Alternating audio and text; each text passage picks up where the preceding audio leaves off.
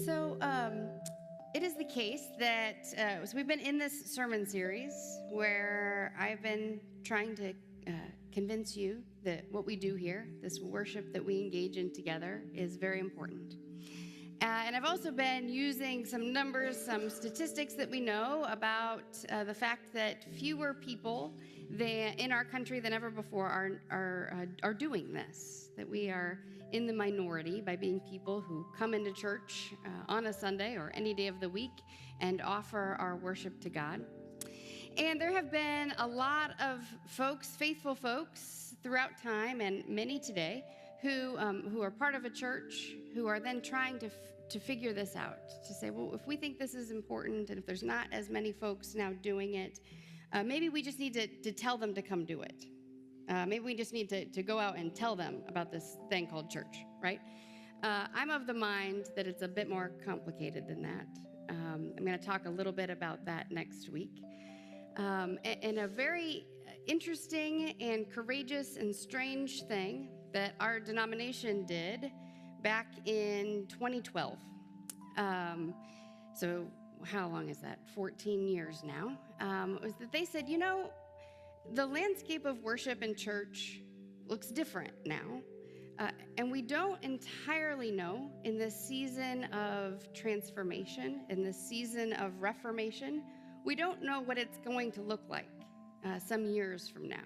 But we know that this is fertile ground for change and new things to come. And so instead of trying to compel people to do things in a particular way, why don't we listen to the Spirit and see what the Spirit is already calling up out of the people? Let's see how people are already gathering and making community and offering worship. In particular, let's find folks doing this in ways that don't look like what we've traditionally done before. And then they said, let's put a lot of resources into investing in that.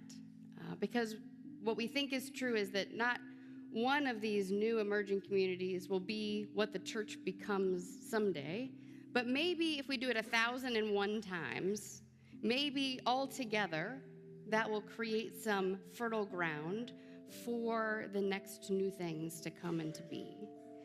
And that's a bit strange. Why I say that's strange is because Presbyterians really like order and decency, right? Like we like the map before we start the journey. And this endeavor for the past 14 years has said, no, we're intentionally not doing it that way.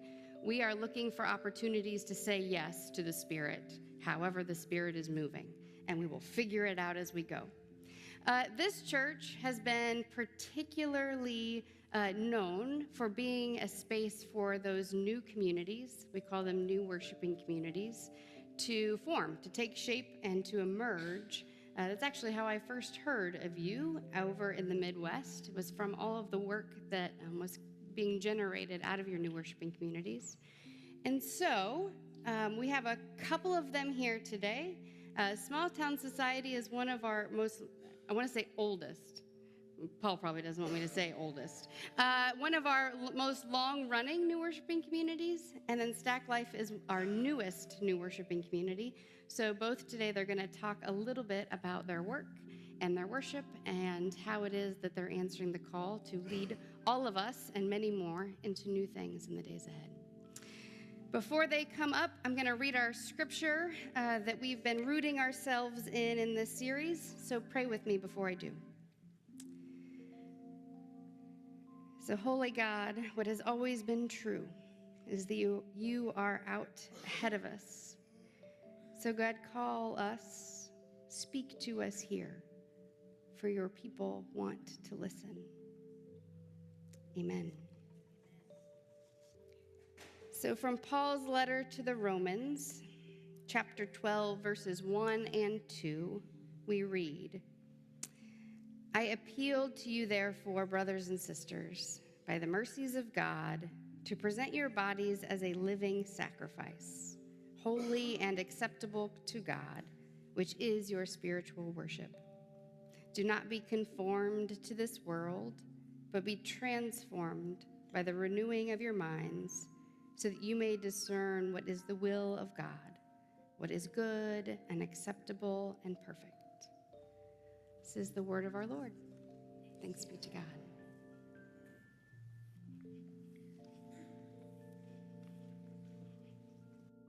Hello, Aaron. Hello, Paul. Hey, real quick, can we just say thank you to Micaiah Dempsey for the gifts that she shares with us each week? She is running off early this morning because it is her mom's birthday. Happy birthday, Jaquay. Happy birthday. Hello, Aaron, Hello. again. Hey, can you real quick, that song we just sung, Aaron introduced to me last week or the week before. Can you just share the little story behind that song and why he requested, he's like, hey, can we sing this song? I'm like, absolutely, man. But Yeah, totally. Well, first of all, this is Jessica Trujillo, and she and Eileen are with my wife Kathy. We're the four leaders of Stack Life. We have a co-leader structure there so that we can keep the pace going. We can take time away and not get burned out. But we did a retreat in January, and we all got together, went away for a little bit, tried to just pray, spend some time thinking about what we're doing, and they came up with these songs. That song, and there's another song called He Has Time. And basically we play those every single week at Stack Life to remind people that this table is for everyone. So if you notice, like, it gives like a list in that song that everyone is welcome to the table. So that's just a regular reminder for us. It's part of our liturgy that we have at Stack Life. when Aaron and I sat down to start chatting about this, for me, and Hallie brought it up so well, when I was in seminary and I was just sort of transitioning out of a job as a pastor, I thought, okay, church planning was probably the direction I was going. But the more that I thought about church planning, the more I struggled. I mean, that song really sings it. I struggled with where my generation and younger are at with church. And, I'm sure we all have said this so many times and we know this to be true, but that whole concept of we know what you're against, what are you for?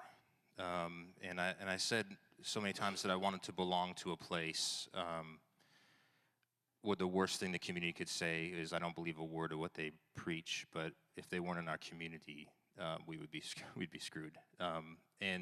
And honestly, the other day, someone verbalized that about this community right here. And I just want to be thankful for the Presbytery, be thankful for this church, for the work that they are doing, the work that we are doing in this community. But as small town, the experiment that is, I remember sitting down with Jake back in 2016, and I had this sort of vague sort of proposal idea, and I'm like, I'm not sure what this is. I don't know if this is like an artist collective. I don't know if this is a social movement, and I don't know if this is a church plant, but I'm just trying something out. And I wrote this thing out, and he's like, yeah, apply for the seed grant. He goes, you know what you sound like? You sound like a missional community.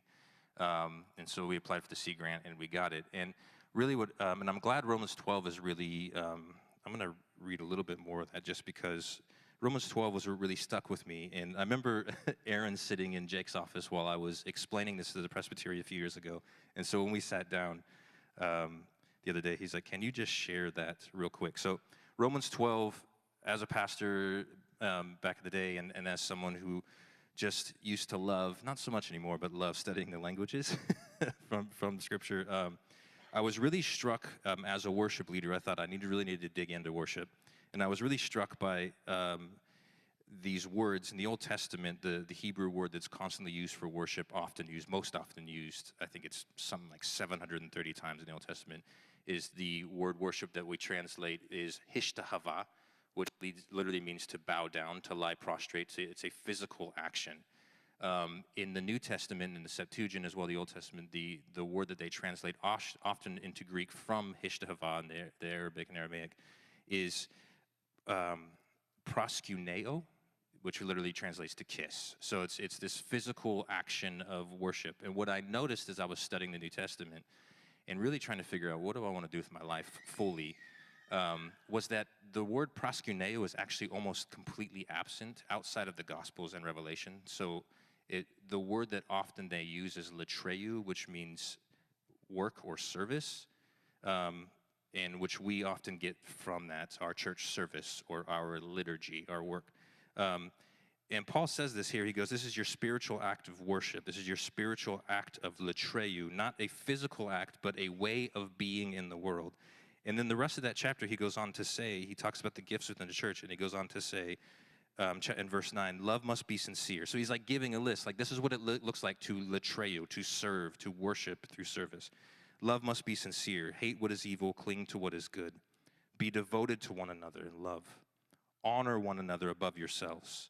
Never be lacking in zeal, but keep your spiritual fervor. Be joyful in hope, patient in affliction, faithful in prayer. Share with the Lord's people who are in need. Practice hospitality. Bless those who persecute you. Bless and do not curse. Rejoice with those who rejoice. Mourn with those who mourn. Live in harmony with one another. Do not be proud, but be willing to associate with people of low position. Do not be conceited. Do not repay evil for evil, but be careful to do what is right in the eyes of everyone. If it is possible, as far as it depends on you, live at peace with everyone. Do not take revenge, my dear friends, but leave room for God's wrath. For it is written, it is mine to avenge. On the contrary, if your enemy is hungry, feed him. If he is thirsty, give him something to drink. In doing this, you will heap burning coals on his head. Do not be overcome by evil, but overcome evil with good. And I was reminded again that, like, look, if we can just have the opportunity to experiment with what it looks like to live out as opposed to physically act inside of a community like this, but also often we create without even realizing it boundaries. And I'm like, what if we just strip these boundaries and provide a space for belonging and start there and see what the Spirit of God does? So that's why Small Town started. That was sort of the impetus, was how do we utilize the gifts? And since then we've become this thing in the community. And I'll give you a quick story, and I don't want to take up too much time. Give a quick story of its the work that we're doing is a lot around art, and we are an art collective. Recently we've had this opportunity to work at the local marketplace. And there's a business there that just shut down recently, but we were utilizing the venue. And I was hesitant to utilize the venue because there wasn't friction, but I was worried there was friction. And I was like, look, like, what's more important for us is to be this, right? That's more important than to sort of like get a step ahead and more opportunities and jump on these opportunities. So I called the previous business owners and I said, hey, I know that we're kind of sharing this space at the moment. I know that you've sort of like lost this business, and we're not interested in being a part of it at all unless we feel like we're building with you. And so we sat down at a cafe on a Monday morning, and they just poured out their heart about how hard it has been and how much money they have lost, and how through various things that have happened that weren't their fault, kind of brought to this place where they've lost this business. And my heart just broke for them, and I just said, well, what can we do together to sort of help you all, but sort of create something that's more, we're building together. And I said, because what I don't want is for you all to feel like you got left out or walked on. And the gentleman, with tears in his eyes, looked at us and he said, we've been through a lot the last 2 years, and we feel like Small Town has been the only people who have seen us. And immediately I lost it, because I thought, what we are trying to do in our community is to create a foundation of equity and belonging and creativity, and to create an ecosystem where by the rituals and habits that we partake in as a community, it becomes second nature to be this goodness in the community, and that is informed through the gospel. So that's sort of like the heartbeat behind Small Town. And Aaron, I want to turn it over to you. In your ways, how is Stack Life cultivating who you need to be? Yeah, that's thanks for sharing that, man. First of all, and I think that really is worship, right? When we look at like how are we worshiping God? It's like by showing up and seeing people, right, and being seen, right? That's powerful. And when you talk about that, for us, when we were starting out Stack Life, at first I just went every Sunday morning to the shelter at South Hayward Parish, and after they were done with breakfast, I would sit around and just talk to people. The technical term for this is exegesis, right? I was exegeting the community, right? Try to figure out what's actually needed. I felt it on my heart. Like I've been really called to South Hayward, specifically South Hayward. That's kind of like where I'm from, and I feel like I was called back to that. And I would, when Jake called me and was like, hey, what if we take this thing over? I would go there and I'd like drive around and just pray and just like, God, what is it that you want us to do? So then I had no answer. I started working here, and then I went there on Sunday mornings. I would come here to the breakfast after and just getting to know people, just hanging out, right, figuring out what it was. And over time, you realize that people just literally just want a space where they can come together. And the content was less important as the gathering, the belonging that you talk about. So what ended up happening was I found this book. Jake put me on it, actually, around how the 12 steps, it puts back the Bible verses. I don't know if you all know, but 12 steps comes from the Bible directly. And we just started going through that and just started seeing people gather and connect. And then we would pray, and it became this thing. And then the shelter closed. So we no longer had that breakfast.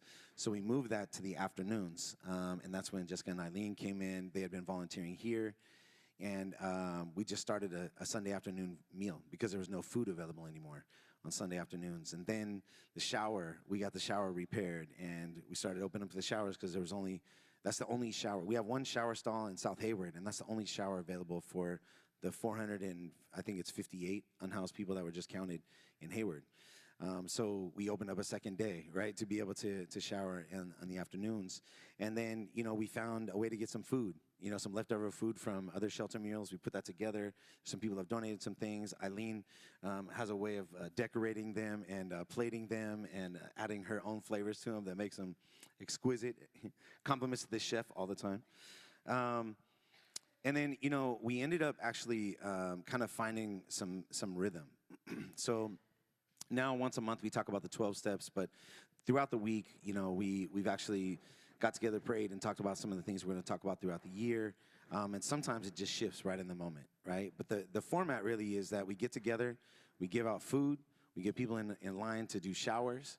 And then once people are kind of settled and things have been handled, if people would like to stay behind, we hang out, we gather, we talk, we pray with each other, pray for each other, maybe do some Bible reading. It's kind of cool. They got some books, some Bibles that have the big, large print.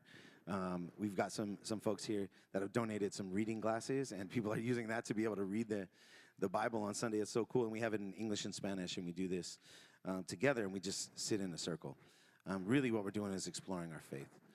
So I'll say there's a quote from Father Greg Boyle that he says, "We seek to find the Spirit, and then we find ourselves within the withinness of God." And I think that's really the essence of what we're doing. And I think for all of us, we've gone through church-related injury, really. I think the four of us have gone through some serious church-related injury, and many of the folks who are members or guests of Stack Life. And I know, Jessica, you had something you'd like to share about that.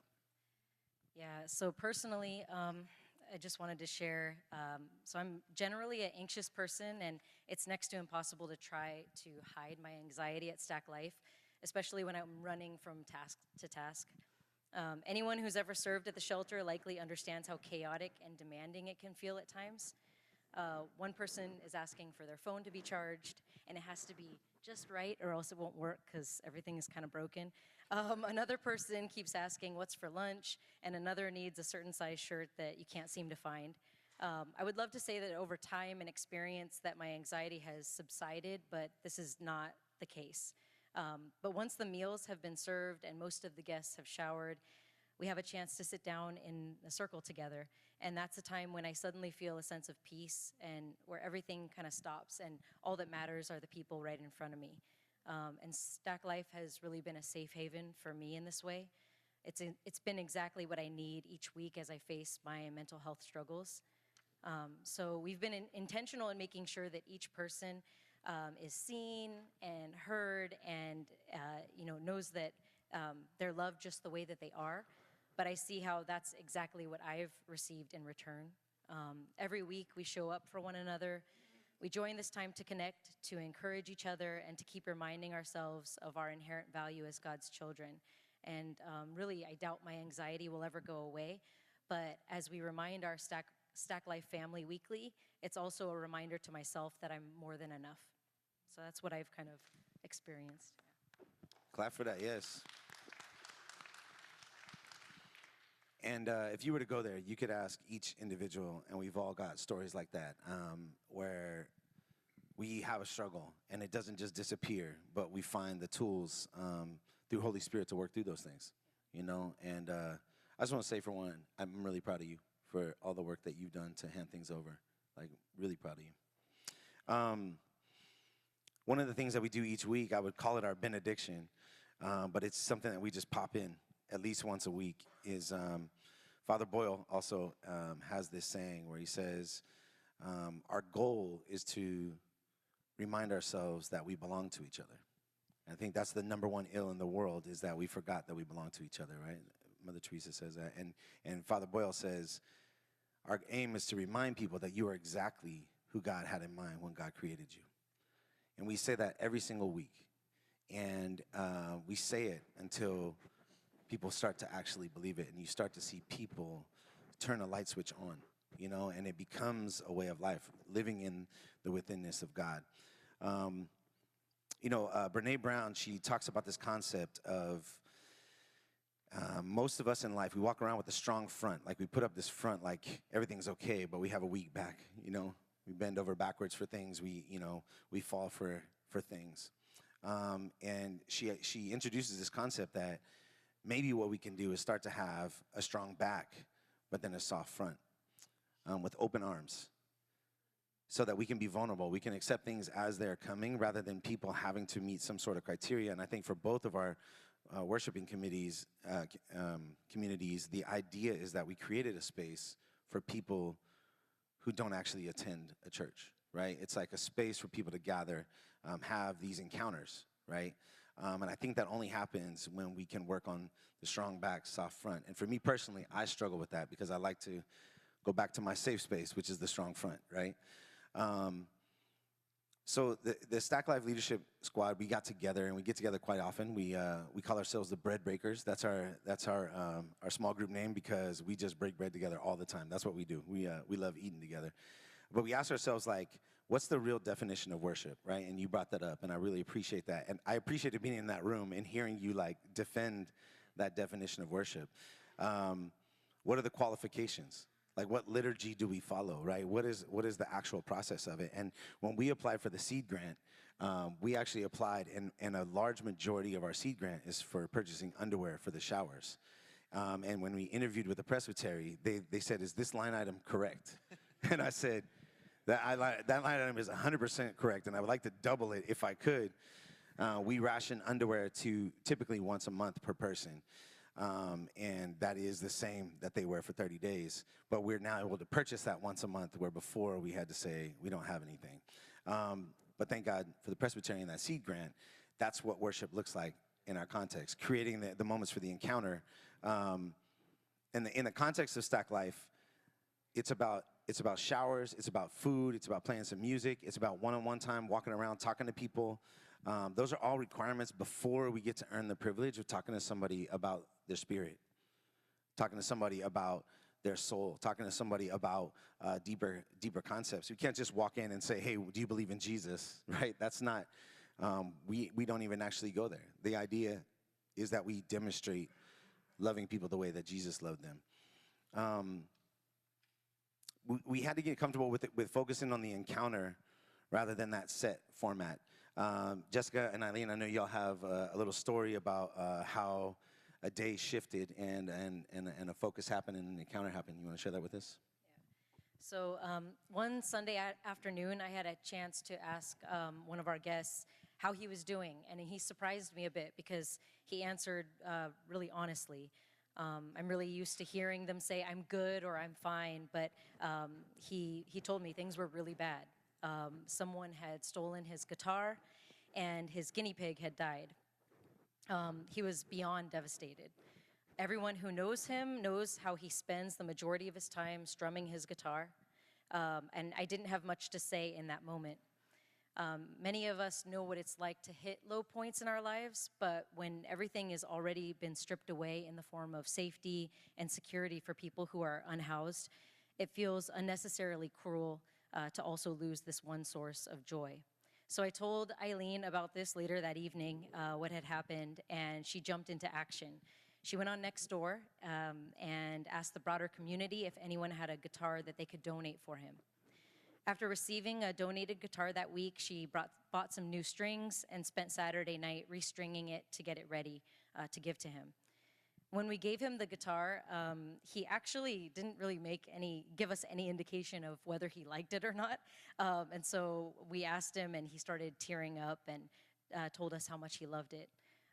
He still carries it around everywhere. It's not like we can always meet the needs and wants of each of our shelter guests, but my hope is that in that moment that he felt seen, and just to know that we care about what he cares about and kind of connected in that way. So, and then here's Eileen's side of that story. Yeah, so hearing how upset he was about his guitar being stolen, I felt really determined to find a guitar for him. And I know everyone has a guitar in their garage that's seen better days. So sure enough, there were people out there. But especially as someone who plays the guitar myself, I remember many times where I felt lonely or sad or happy. And like the guitar was really the only way that I could express myself. So knowing that he had his guitar stolen, I felt really sad for him. And thankfully, again, like I said, we found a guitar right away. So finding that guitar, taking the time to restore it, was really actually therapeutic for me personally, and I'll share more about that. But seeing him in tears and how surprised he was that we took that, like, how are you doing conversation, and we thought of him, and, you know, we were able to kind of meet his needs. I knew that we had created a moment that was very special for him, where he felt really heard and loved. So just sharing a little bit about my story, why it was like therapeutic for me. So I learned how to play the guitar at my previous church. And I, you know, was part of the praise band from youth years, you know, going to all those retreats and whatnot through my 30s. And but as I grew older, unfortunately, I experienced the unhealthiness of my previous church and its leadership, and also just experiencing, you know, the weight of your own brokenness, right? And as time went on, music was no longer joyful. The words that like hundreds of people in our congregation would sing as I played the guitar started to feel really like heartless, right? It felt like lip service. And in reality, I was really starting to die inside. Like my soul was dying, and unfortunately, we were experiencing some spiritual abuse at the church. And all while playing my guitar on like this perfectly lit stage, and you know, sometimes we even had like fog machine coming on, and you look out there, you know how it is, right? You know, yeah. So time came when I actually really couldn't play the guitar anymore, and when I did play, because I had to, it was like part of my rotation. There was really no life behind it and no joy. And people would come over and they would say, "Hey, can you play guitar for me? Play a song for me?" I started to actually like refuse, and there was no more connection to guitar or music, and you know, worship in itself, from what I understood that to be, and it was really painful for me. But through Stack Life, I've actually really had some chances to start playing again. Not as many as I think I would like, but not because anyone's stopping me, but it's a slow process, or I forget to bring it. But at Stack Life, I have a friend, Lillian, and her boys that also come and volunteer. And she was part of our previous church as well. And she was also in the praise band, and she sang. And we had a chance at Easter service to sing some songs. And after more than 10 years of avoiding playing my guitar, it was in that moment I actually started feeling some healing in my heart happening. It's because at Stack Life, I'm safe and I'm known and loved. And it's just us and God. You know, there's no like perfect lighting, fog machine. It's just really hot and stuffy sometimes. Armpit machine, oh, whoa. But some of the shelter guests, especially that Easter Sunday, because we had my friend Lillian singing, they were really moved, and they enjoyed it. And, you know, a couple of them were even like teary-eyed, and afterwards kept thanking us. And but in turn, I really had to thank them, because they were the ones to help make Stack Life what it is, right? Like, sure, we showed up, and, you know, we do this on Sunday afternoons, but it's really the shelter guests who have made Stack Life that place. And so it is my church and my place of worship. And for, you know, this brother B, right, the gentleman who had lost his guitar, for him and I, like, we have a bond now.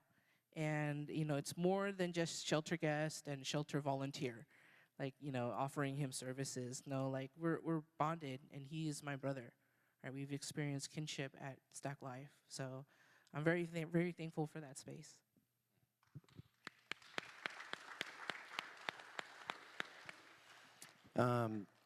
Man, I almost, wow, okay.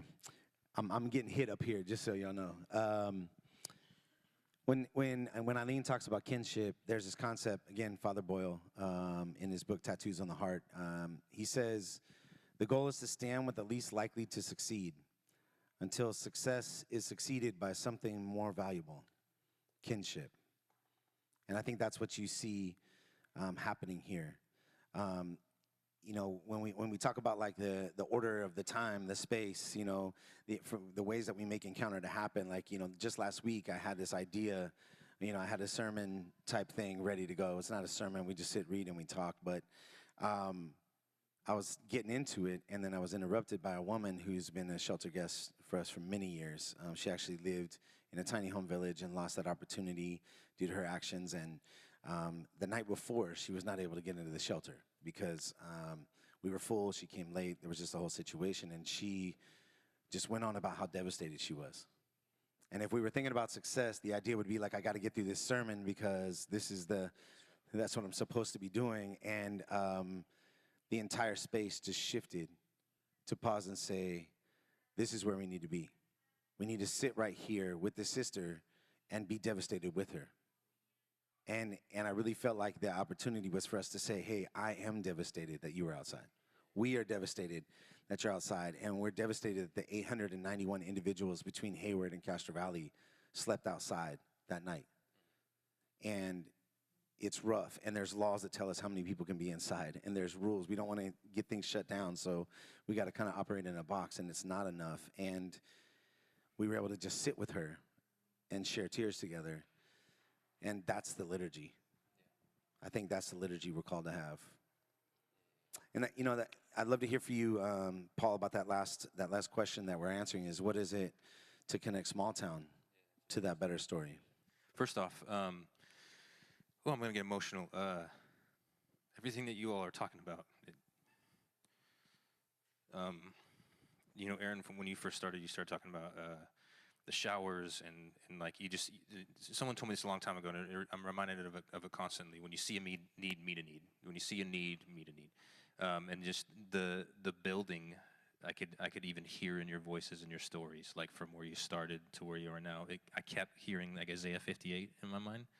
Like the fast I have chosen is to loose the bonds of injustice, to feed the poor and wanderer, and then but the word that kept coming to mind when you all were just talking was, then you will be called repairer of broken walls, and I keep hearing that over and over, and I don't want to keep coming back to this, but it reminds me of how thankful I am that the Presbytery takes chances with these sorts of experiments, because you can make you can make good trouble and good messes, and the opportunities that present themselves, because you have this freedom to just meet a need, as opposed to going through all of this. Coming from the background that I came from, like, there's so much of like, one of the reasons why I sort of decided to step out of that sort of theological mindset from where I was before was a dear friend of mine who I had spent a lot of time with, named Claire. She goes, I want to get baptized. I really want to get baptized. And I was like, dope, let's get you baptized.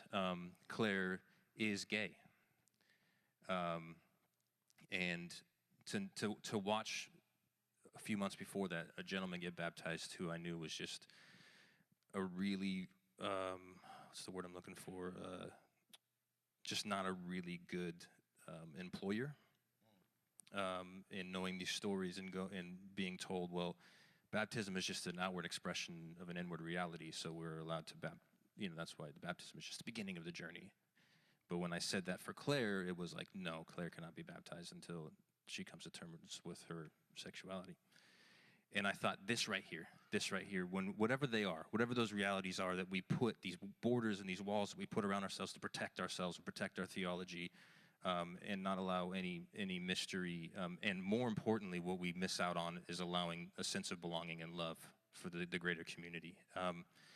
And the builder, the repair of broken walls just sticks out to me as like, can we just repair all the broken walls and be a part of repairing the broken systems and strive to be the antithesis of fundamentalism, but to be open front, and to really create spaces for encounter to happen. And I think that in all culture, in all time, but again, in our culture, in our time, I'm tangenting now, but to create spaces where encounter can happen necessitate us not being the gatekeepers, and allowing God in the Spirit to move in the way that she needs. Connecting small town to a bigger story. It's so accidental half the time. I was thinking recently about a story last September, and if you all have been here long enough, you've met our dear friend Sophia that we were investing a lot of time and energy into and developing her as an artist, and she since then has been signed to BMG, and she's really doing well back east. Unfortunately, they're back east now. They came back out last September. They're actually here right now. And Sophia performed actually with Micaiah's band at Pampas. We packed the place out, and Sophia's family is a Muslim family. They become, her father is like my best friend, and just the tightness of this sense of like openness and belonging and love and acceptance in this community that's formed. And that night we were at Pampas watching this happen. And I would say a third was small town, a third was people from the community, and a third was from Sophia's community. I'm going to move to quarters now because there was also a quarter of people from First Press and other churches. And I was standing outside with a woman who's kind of like Sophia's aunt.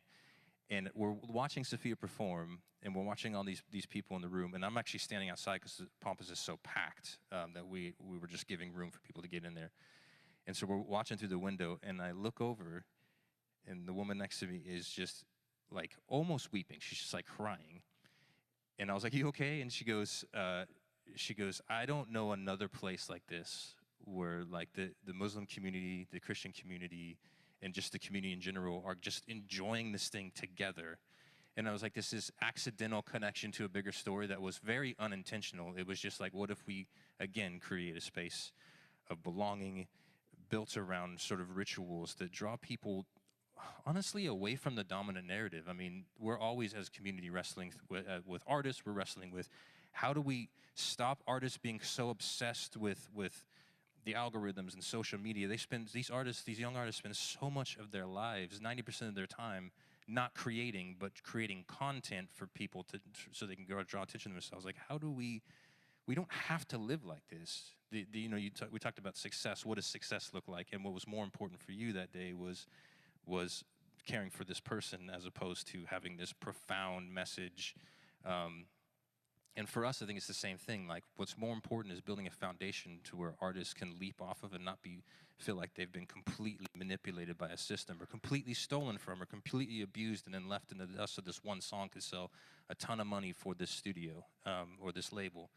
And so we're striving to go, this is what we're told to be, this is what we're expected to know, and I would rather fall right in line with that verse that says God uses the foolish things of the world to shame the wise than to try to be and look wise to a world that doesn't care anyways. I'd rather look for those who don't have a voice and try as hard as possible. So small town, that's the goal, is like we try to find the voices in this community and the gifts in this community, whether that be an artist or an organization or someone with a dream that's so outlandish that we just have to put our time and energy into. And I'm telling you, the amount of high school students that have these dreams, the amount of young artists that have these incredible songs and gifts, and we're just trying to connect them and ourselves to their story, our story, and the bigger story. So. Amen. Wow. And I see it happening all the time too. I've been to a couple of the lab events, and you were able to start that lab at Castro Valley High, and you just see that cultivation happening. It's like people are growing, right? Two of the words in our tagline are belong and beloved, but it's like also like beloved, to remind people that they are beloved. and it's a place to be loved. It sounds like belong and beloved, beloveds is what you're doing. For us, the idea of Stack Life, I've heard it talked about several times that, people talk about homelessness or the unhoused as people just don't have an address. But there's another concept around how all of us experience homelessness in one way, shape, or form. Even if we have a home, there are spaces and times or pieces inside of us where we feel disconnected, right? We feel like we don't belong. We feel like we're not loved and we're not loving in those situations. And you mentioned another one around your friend seeking to be baptized. And that's probably somebody who has a house, working with people that have homes, but feeling homeless in an actual church, which is a failure, of us as the children of God. And so for us, like we're seeking to end physical and spiritual homelessness, right? I think that's, when I say us, I'm talking about both of our and all of us together, is we're trying to create a space where people actually are at home. And it happens quite a bit. That moment when we see somebody switch from like life outside of that circle, you talked about like the boundaries that we create this set, like you're in with God if you're inside this thing. But the moment that we see people that are outside other people's circle and realize that they're still within the withinness of God, I think that's that light switch moment that we all talk about and we are experiencing, right? Like we are having those moments ourselves in these areas of our lives where we felt outside. Just sitting here and listening to y'all share your story, like I'm getting emotional over here because I don't know if y'all realize how much this represents for the three of us to be sitting at the front of a church service. The three of us have been pushed out of other faith communities because of who we are. And we've been told that we're not enough. And that might apply to you too. But to sit here and see, like, I'm really proud of the growth that you two have taken on and the work that you've done. I don't know, can we just give them a little love for all the work that they've done to grow?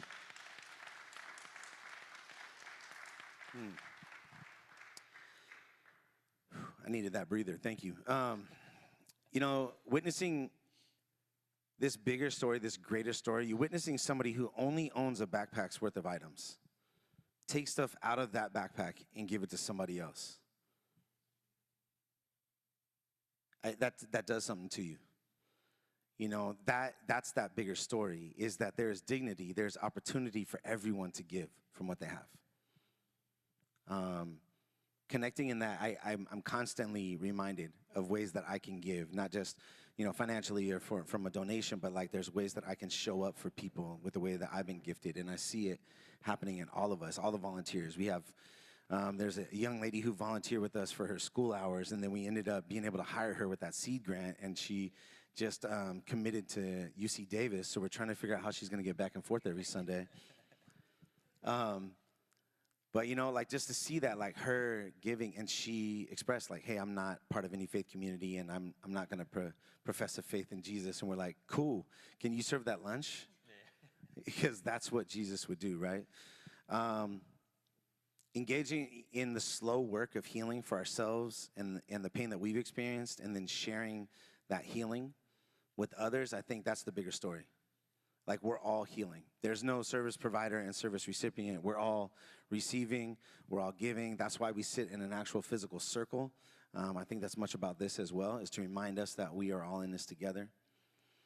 And in James 2, as we were talking about this, it talks about the faith and deeds. And verse 14, it says, what good is it, my brothers and sisters, if someone claims to have faith but has no deeds? Can such faith save them? Suppose a brother or sister is without clothes and daily food. If one of you says to them, go in peace, keep warm and well fed, but does nothing about their physical needs, what good is it? In the same way, faith by itself is not accompanied by action. It's dead. And I think one of the things you and I hear all the time, Paul, and I've heard people ask you, and I've heard your response, and I've been asked it many times, is, cool, so does everybody, like, do they listen to the sermon first and then they get fed? When do you guys do your preaching at Small Town? When's the worship service? Somebody literally just yesterday asked me about the faith involvement that we require for people to be in the shelter. And just so you know, we do not. It's a faith requirement that we have a shelter. It's a faith requirement that we feed folks. It's a faith requirement that we allow people to have a shower. And that we get more than one pair of underwear per month. Right? And I'll say, this verse, for me, I'll just say, historically, this verse was shame for me. Because I felt that I wasn't doing enough. That's what I was taught. You're not doing enough. I don't know if y'all, like, I'm getting nods over here. We were raised in a similar faith that would step on us to remind us that we need to do God's work. That's not what I hear when I read this now. It's actually the secret to finding kinship. It's like the whole gospel, like, wrapped up in, like, this concept that, like, we just belong to each other. And we belong to each other when we can meet each other's needs, and then we're able to jump into a relationship. We can be together. I don't know, Paul, I think you were going to play us a little something. Something. And, you know, I'd like to ask y'all a question while Paul starts to play. Thank y'all. We don't want you to think that this was like a promotion opportunity for Small Town or Stack Life. That's not what we're doing here today. This wasn't an opportunity for us to tell you how cool we are. And I hope you guys didn't get that from here, because we're definitely not cool. If anybody wants to know how uncool my job is sometimes, I'll tell you off to the side. It's not appropriate in this place, what I have to clean up. But we did want to ask you guys today, like, what is it like inside of you? Like, I can feel there's like something tugging in like each one of y'all today. There's a thing that the Spirit might be like stirring inside of you. And it's not just like a task to do or like a thing to be a part of, but there's like a calling that you're feeling. I know that's how this started for me, and I spent decades trying to find this. What's that tug inside of you that causes you to want to find and create kinship with other people? Which people? Which activity? Which gifting did God give you? Did God put in you, design you to do? Because remember that you are exactly who God had in mind when God created you.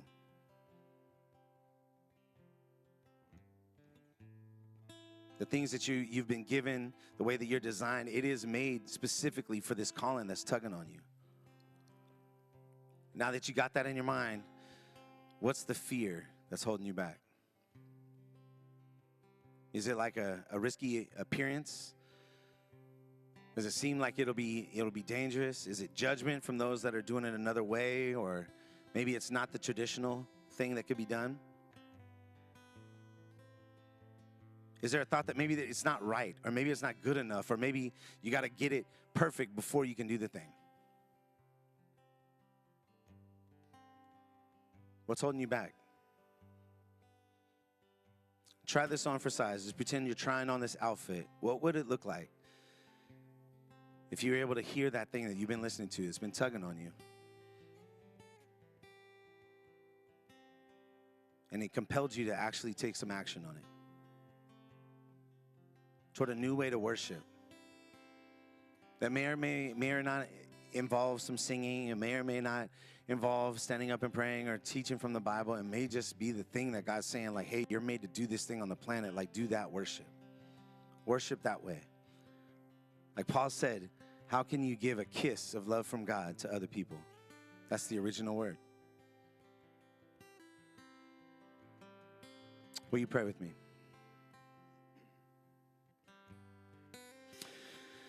Spirit, we just come to you right now and just thank you for the callings you put on each one of our hearts. We thank you for the healing that you give us and the opportunities for us to heal ourselves and to be healing vessels for others. Thank you for the new worshiping communities. Thank you for the way that we're able to show up and bring people together through our spiritual command, our spiritual requirement to be those hands and those feet that we remind ourselves about every single week here in our benediction. Pray, God, that we would continue to do that. Help us to take action today, not tomorrow, but start moving in the direction of that calling, God, the thing that you put on our hearts. And the success part becomes your business. And everybody says,